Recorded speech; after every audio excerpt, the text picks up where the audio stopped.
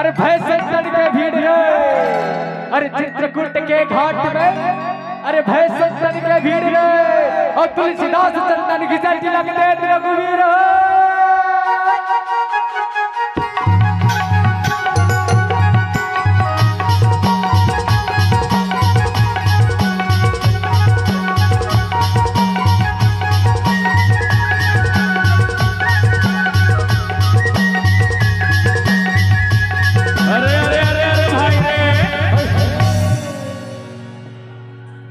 अरे कच्चा भी झल खावे बाबू। अच्छा और पेट गरगराही रे।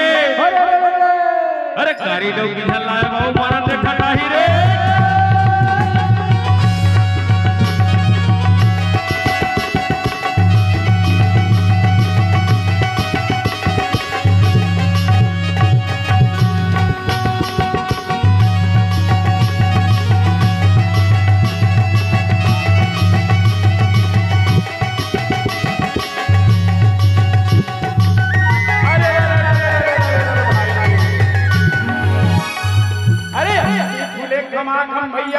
फूले सफेद, अरे फूले खमाखम भैया मुंगा फूले सफेद, बालक बनने की बदल जवानी लोगे बेटे।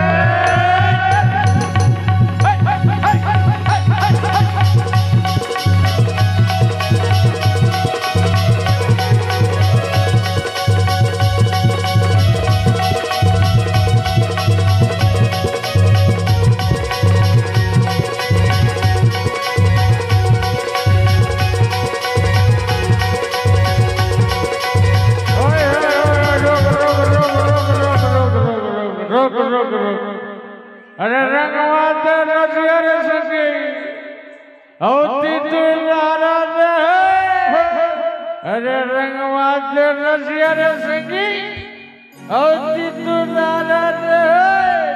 और राम राय बासुर बन के ये हुगारो रे।